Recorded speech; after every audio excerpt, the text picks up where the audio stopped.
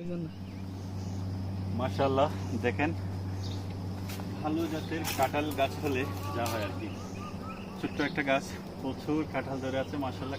কাঁঠালগুলো cute cute, পাতার জন্য অনেকগুলো কাঁঠাল দেখাও যাচ্ছে না এখনো, ছোট আকারে কিন্তু ধরছে প্রচুর মাশাআল্লাহ।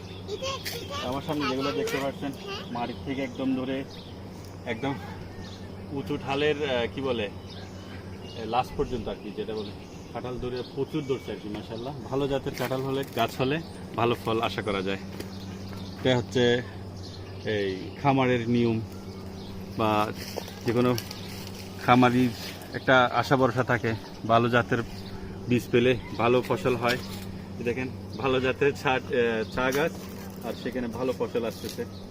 কচি কচি চা পাতা যেটা আপনারা খান সেটা এখানে আছে। আসলাম চা টি ইন্ডাস্ট্রিতে, ওইটা হচ্ছে পঞ্চবটি চা বাগান, ফটিকছড়ির একটা